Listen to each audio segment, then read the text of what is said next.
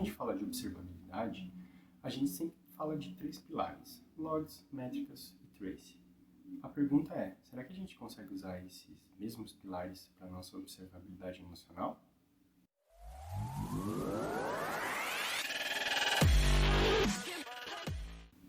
Sejam bem-vindos e bem-vindas ao Maestria. Meu nome é Rogério.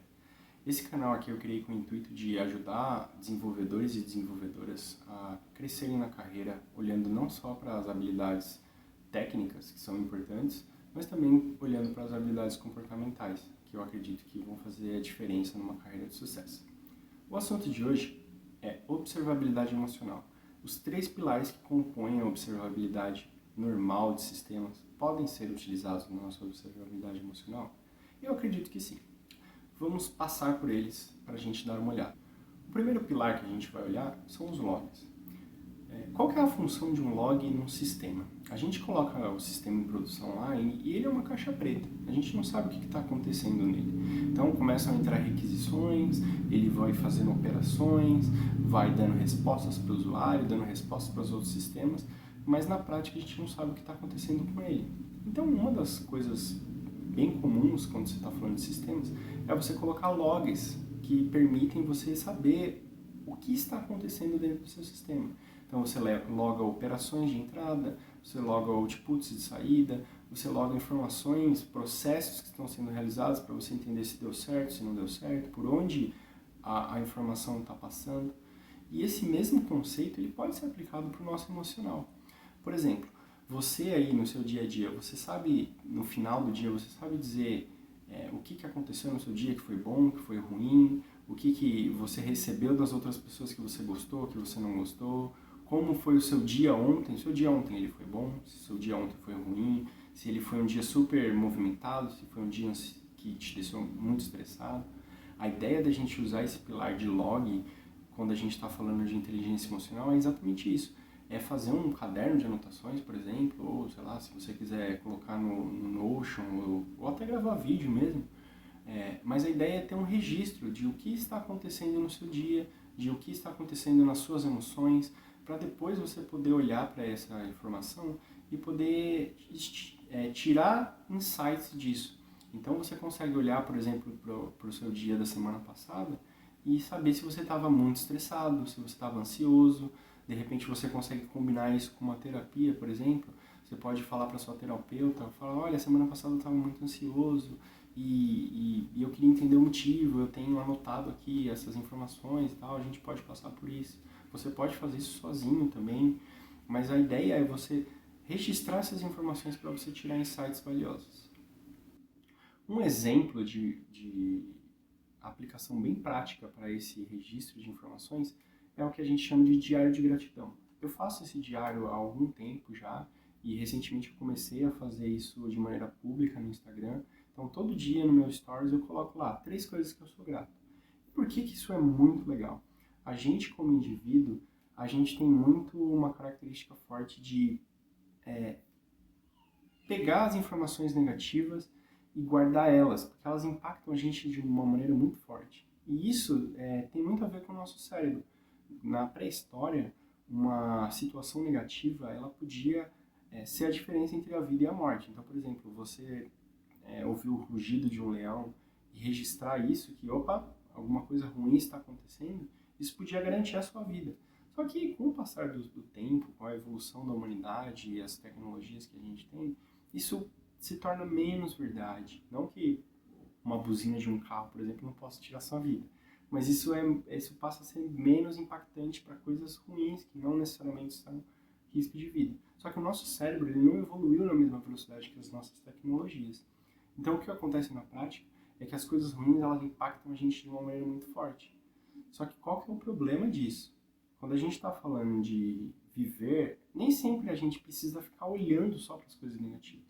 E a grande sacada do diário de gratidão é a gente ter um olhar um pouco mais carinhoso para as coisas boas da nossa vida, para a gente reconhecer essas coisas boas. Então, às vezes a gente teve aquele dia difícil, aquele dia horrível, mas isso não quer dizer que nada no seu dia foi bom. Tem coisas boas no seu dia, às vezes coisas que você já conquistou em outros dias. Você pode ser grato, por exemplo, pela sua casa, você pode ser grato pelo seu emprego, mesmo que tenha sido um dia difícil. pode ser grato pela sua família. Eu dou um exemplo. Semana passada minha filha quebrou minha TV e foi um dia bem difícil no trabalho e enfim, uma série de coisas tornou aquele dia um dia, nossa, que dia horrível. E mesmo assim, cara, eu fui grato por coisas, fui grato pela minha família, fui grato por ter financeiramente como comprar uma TV. Felizmente eu tenho essa situação, eu tenho um emprego, mesmo que, enfim, tenha situações difíceis no trabalho, porque todo mundo tem, não existe isso de, nossa, meu emprego é maravilhoso, eu nunca tive um dia ruim no trabalho, todo mundo tem isso. E a ideia do diário de gratidão é você procurar essas gratidões no seu dia, todo dia. E com o tempo você consegue voltar nesse diário de gratidão e olhar assim, nossa, olha quantas coisas boas eu tenho na minha vida. E tem muitos estudos científicos que comprovam que você olhar com um pouco mais de positividade na sua vida melhora a sua qualidade de vida. O segundo pilar que a gente vai passar aqui são o pilar das métricas. Qual que é a ideia da gente poder olhar para essas métricas? Quando a gente está falando de observabilidade, a gente usa as métricas para entender, primeiro, como o nosso sistema está se comportando e, segundo, para entender se ele está se comportando da maneira que ele deveria se comportar. Então, um exemplo muito comum é o número de requisições que a gente recebe. Se a gente está acostumado a receber 1000 requisições por segundo, e essas 1000 requisições viram 50, isso provavelmente pode indicar um problema. E essa métrica vai virar um alerta depois, por exemplo, em algum determinado momento a gente fazer alguma coisa. E aí a gente vai entrar nessa temática de alertas em um outro vídeo. Mas quando a gente está falando de observabilidade emocional, como que a gente pode fazer uso dessas métricas na nossa vida? Vamos supor que, num exemplo prático aqui, você está lá, resolveu fazer o seu diário e contar como foi o seu dia, os momentos, as situações. E aí, uma coisa que você coloca lá, uma informação que é bem útil é de 0 a 5, de 1 a 5, como que foi meu dia? Meu dia foi bom ou foi ruim?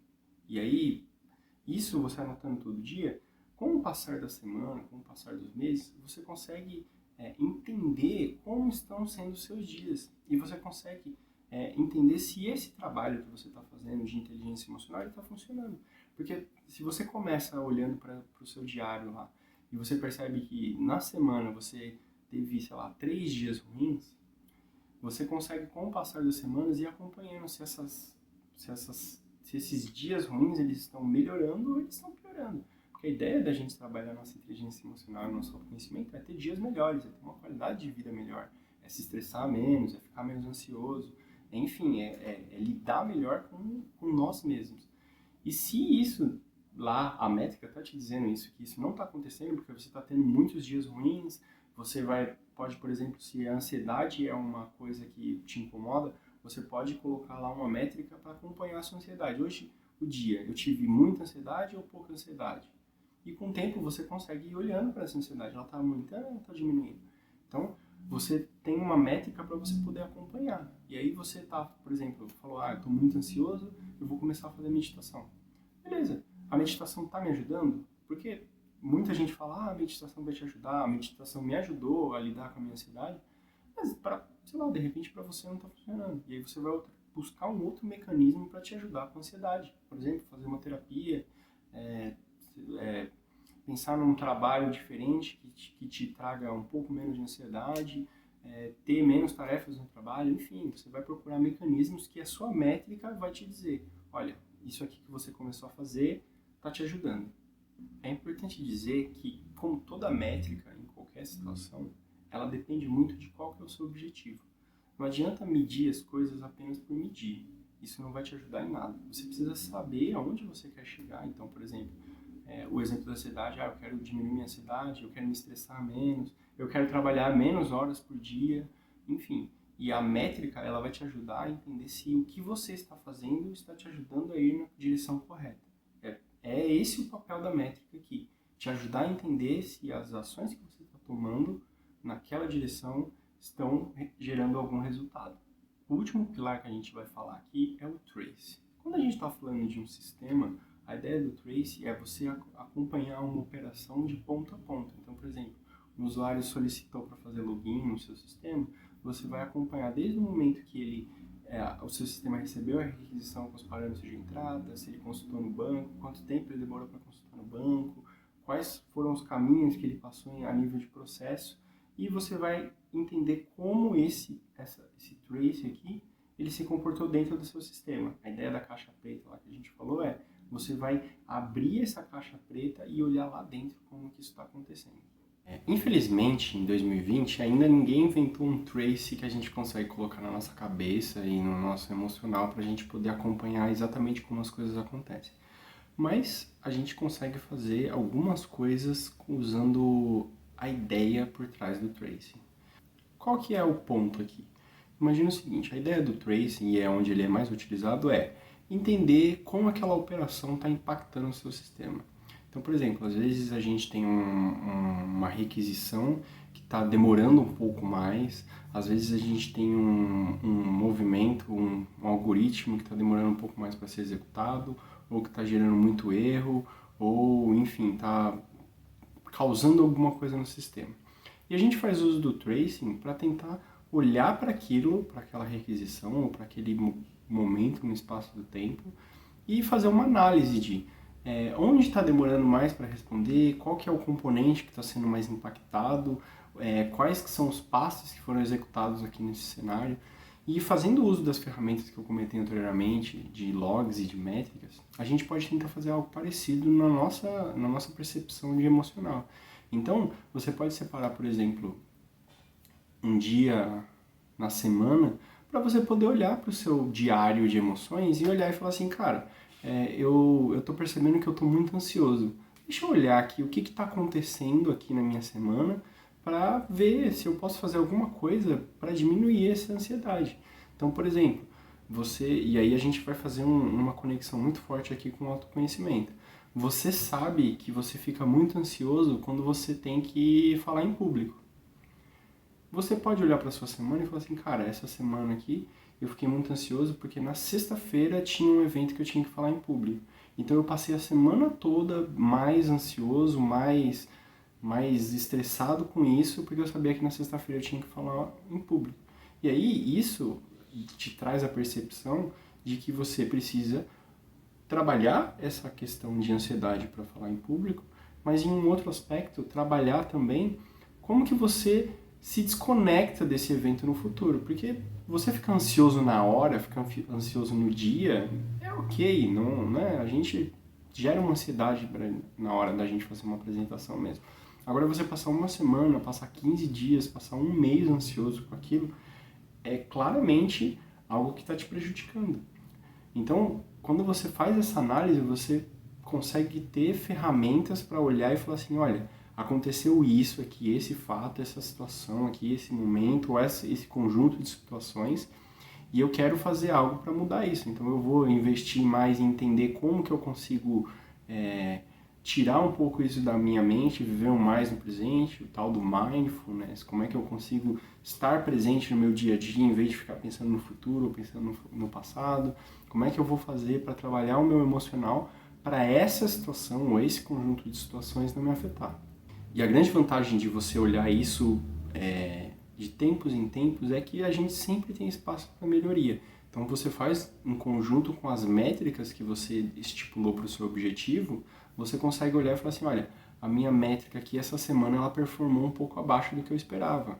Então, por exemplo, eu estava aqui com um ritmo de ficar ansioso uma vez por dia na semana, e aqui essa semana eu fiquei 4 vezes ansioso. Opa, vamos olhar para o tracing aqui da coisa e entender o que está acontecendo nessa semana aqui que eu posso tirar de aprendizado.